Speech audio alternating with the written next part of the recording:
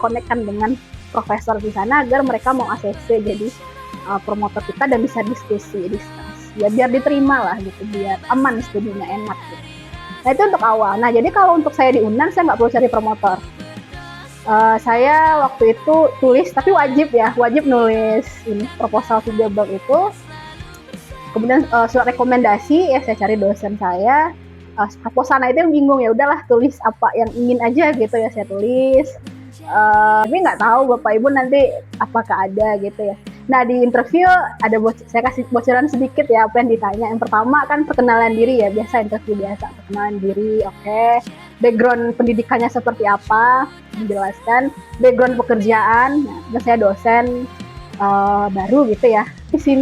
Artikel cinta itu udah biasa, nulis buku itu udah biasa. Sedangkan saya kan belum di situ ya, belum ada kewajiban tridharma, baru ngajar.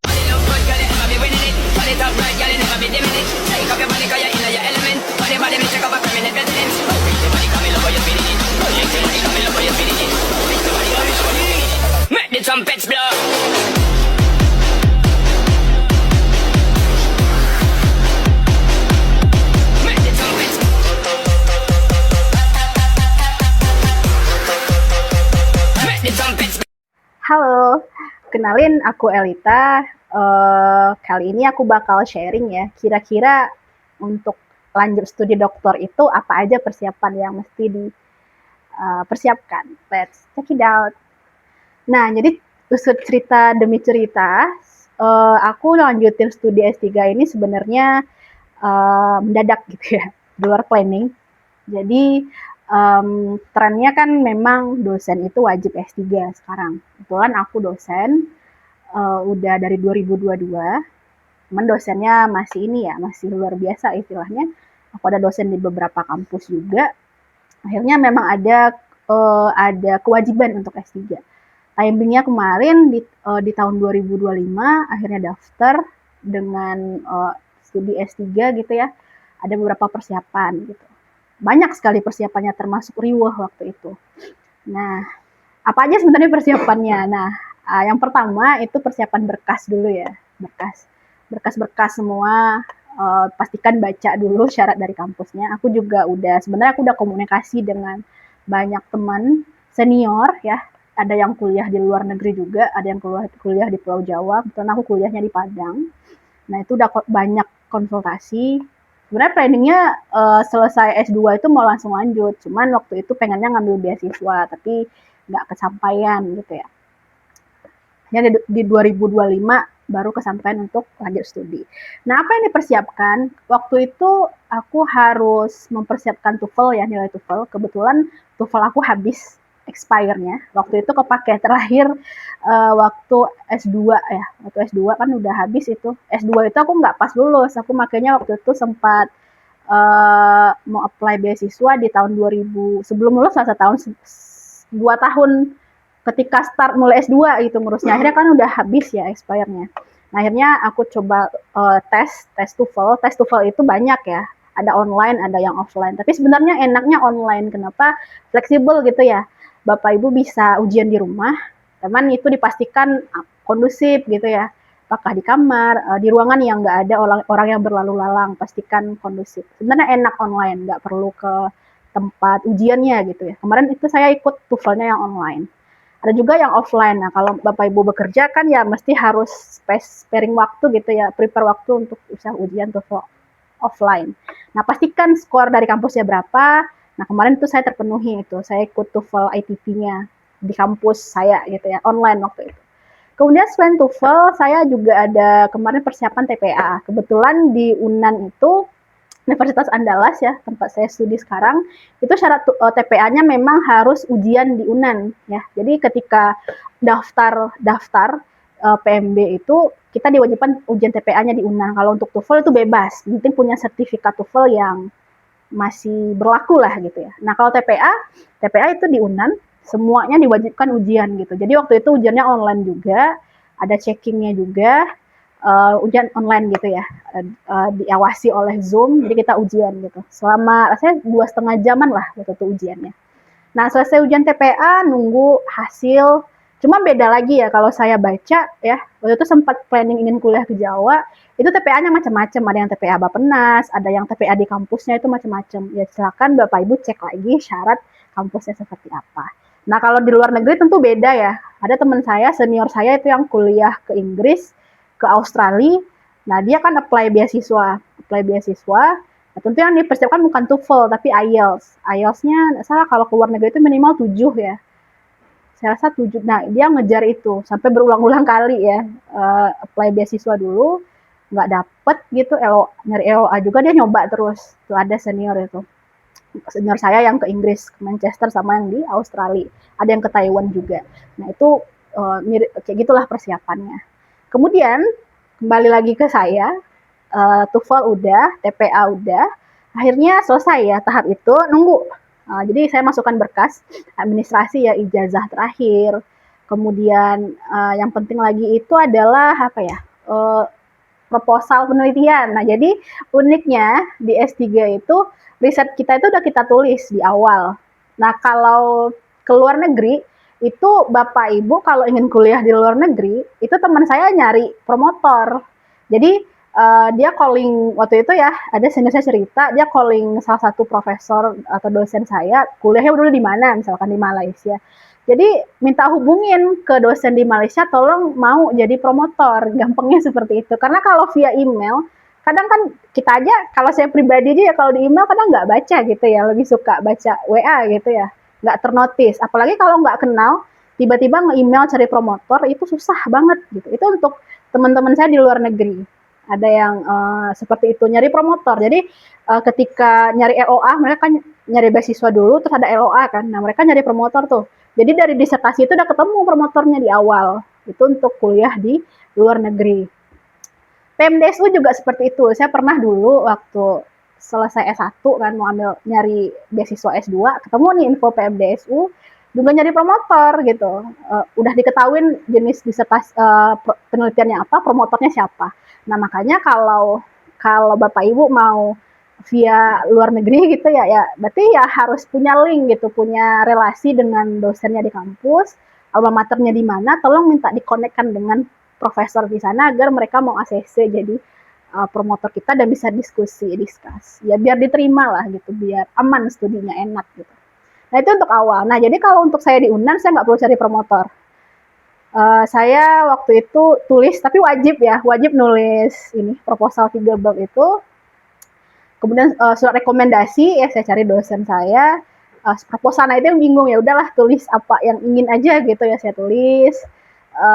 Bahkan waktu itu daftar pustakanya cuma 10 sumber jurnal gitu ya, dan buku-buku yang lain ya udah jadi gitu ya. Nah itu diupload di administrasi ya, jadi tadi ada TOEFL, ada ijazah terakhir, ada TOEFL, ada surat rekomendasi dari dosen. Kalau yang bekerja berarti surat izin dari atasan. Kemudian ada proposal itu penting ya, sesuai dengan konsentrasi apa yang diminati gitu. Kemudian apalagi ya, usahakan harus linear, tapi ini tergantung, kalau dosen ya usahakan linear, S2-nya apa, nanti S3-nya sama gitu ya. Kemudian apalagi yang penting, saya rasa itu ya berkas-berkas administrasi. Setelah itu kan akhirnya ujian. Setelah administrasi, saya masuk ke tahap ujian TPA. Nah TPA nih, kampus nih, UNAN nih yang ngadain. Saya ujian di rumah, alhamdulillah lolos. Kemudian masuk ke tahap 3, interview wawancara. Nah wawancara juga online waktu itu. Yang interview saya waktu itu adalah kepala departemen manajemen, kemudian kaprodi program doktor manajemen, kemudian siapa ya satu lagi, ada satu orang profesor, ada bertiga waktu itu. Honestly yang nge-interview saya nggak ada orang keuangan, jadi agak pede ngejawab honestly, tapi nggak tahu Bapak Ibu nanti apakah ada gitu ya. Nah di interview ada saya kasih bocoran sedikit ya apa yang ditanya. Yang pertama kan perkenalan diri ya, biasa interview biasa, perkenalan diri, oke. Background pendidikannya seperti apa, dijelaskan. Background pekerjaan, nah, saya dosen baru gitu ya, dosen baru yang belum punya NIDN, dijelaskan udah dari 2022 sampai 2025 jadi dosen, pernah ikut penelitian, pengabdian, tapi nggak terlalu banyak.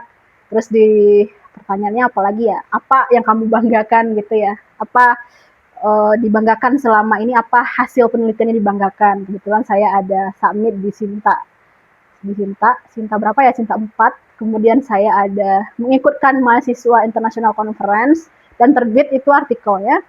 Kemudian ada juga menulis di koran. Nah itu salah satu, sebenarnya itu mas 3 hal yang waktu itu diketawakan sama kepala departemen saya. Oh cuman itu, kata beliau.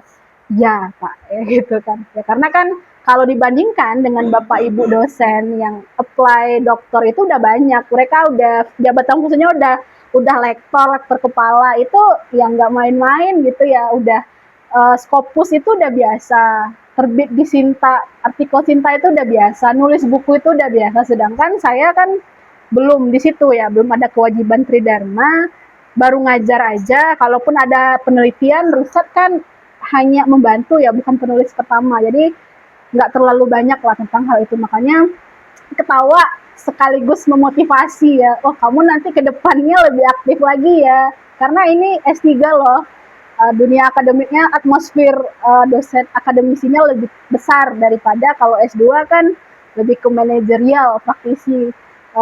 Jadi seorang praktisi. Kalau S1 kan banyak teori aja, konsep-konsep dasar. Kalau S3 memang akademik, akademisi gitu.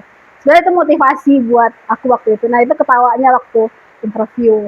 Kemudian yang ditanya lagi, apa lagi ya? Oh tentang biaya. Kamu asal biaya dari mana? Nah, aku jawab jujur ya, biaya mandiri gitu ya. Ada ngajar di kampus, ya udah dikumpulin gitu ya. Kemudian ada ngajar di jadi tutor universitas terbuka, ya udah itu dikumpulin, terus coba nyari yang lain agar terpenuhi biayanya. Waktu itu aku tuh 15 juta per 6 bulan. Terus ditanya lagi, bisa nggak, sanggup nggak? Insya Allah. Kalau nggak nyampe nanti uangnya gimana? Ya udah saya akan usahakan bekerja lebih giat, atau menjual apa yang bisa dijual, atau meminjam kepada orang tua, sampai segitunya, sampai kamu yakin bisa lulus S3, insya Allah yakin. Terus ditanya komitmen kamu sejauh apa, banyak orang bilang susah lulus S3, terus saya jawab dengan percaya diri dan ini ya keyakinan juga ke Allah gitu ya, kalau karena siapa yang bersungguh-sungguh itu pasti akan mendapatkan tujuannya. Jadi insya Allah kalau takdirnya memang Allah ridho ya, aku akan bersungguh-sungguh mengikuti semua aturan yang ada, proses pembelajaran yang ada. Insya Allah dalam masa studi 3 tahun itu, sebelum itu insya Allah aku bisa lulus di studi doktoral. Nah itu waktu itu interviewnya. Nah akhirnya ditutup, alhamdulillah selesai. Itu waktu itu interview waktu aku ngambil studi doktoral. Ya udah, nunggu nih beberapa hari keluar pengumuman. Nah akhirnya alhamdulillah lulus, diterima ya jadi mahasiswa. Pengumuman, lanjut dengan pembayaran, daftar ulang dan akhirnya mulai kuliah. Nah itu ceritanya. Jadi kebetulan aku tuh di kampus Unan itu ada 2 jenis ya kelas, ada by course, ada by research. Ini nanti di formulir pendaftaran itu Bapak Ibu bisa isi kolom itu. Aku nggak tahu. Teman-teman aku cerita yang di Malaysia kuliah itu katanya nggak ada yang by course by research, cuma 1 jenis. Kemudian kalau cerita dosen ya, dosen yang ngajar di kampus, kalau di luar negeri PhD ya, ada yang by course, ada yang by research, itu tergantung. Kalau Bapak Ibu kuliahnya MSc, manajemen sains ya, MSc atau MM, itu kan bagusnya by course, bagusnya. Karena kan akan belajar lagi ya, konsepnya ditanam di situ, ada filosofi. PhD itu atau dokter itu kan ini, ada filosofi of manajemennya ada. Nah, cuman sebaiknya seperti itu kalau saran dari dosen-dosen saya, profesor saya. Tapi kadang kan kalau Bapak Ibu yang dosen udah ngajar ya, apalagi ngajar, terus ada beban tridharma perguruan tinggi, ya ada juga yang nyariin by riset. Dari situ kuliahnya kalau di Unan itu cuman 1 minggu pertama ya, Senin sampai Jumat pertama di 1 semester, habis itu nggak ada nugas, nanti semester depan presentasi tugasnya. Nah seperti itu, nanti tinggal menuhin publikasi berapa, disertasi seperti apa, cuman seperti itu. Nah kalau saya karena by course, saya mesti hadir kelas 3 kali, kelas dalam seminggu, tiga kelas dalam seminggu itu saya mesti rutin masuk, kelas kayak biasa ya 2 jam, ya udah ntar ada ujiannya. Nah seperti itu perbedaannya. Jadi tergantung. Nah kalau Bapak Ibu backgroundnya mungkin dulu MBA ya, S2-nya, itu perhatikan lagi kira-kira cocok nggak ngambil ini, ambil karena kalau MBA itu harusnya DBA ya, dokter DBA ya, bukan yang PhD. Nah, itu diperhatikan lagi. Itu tergantung kebutuhan masing-masing. Intinya sih harus diriset ya, Bapak Ibu lanjut studi doktoral itu cocok nggak dengan background pendidikannya, kemudian prefer nggak dengan karirnya ke depan ya, apakah mau jadi dosen, apakah mau jadi konsultan, apakah mau jadi peneliti. Itu ya rasanya sharing-sharing persiapan kuliah dokternya. Ini sekarang saya sudah semester 2, saya 1 semester ya, sekarang untuk semester 2. Ini lagi ngambis ya, lagi ngambis nulis disertasi, ya mudah-mudahan bisa lah ya di ACC oleh promotornya. Saya nggak tahu apakah yang saya tulis itu udah mencerminkan studi doktoral atau belum. Itu rasanya sharing buat hari ini. Semoga bermanfaat dan mendapatkan insight dari Bapak Ibu semua. Boleh tulis di kolom komentar seperti apa cerita persiapan atau kuliah dokternya. Sekian dari saya, terima kasih ya. Assalamualaikum warahmatullahi wabarakatuh.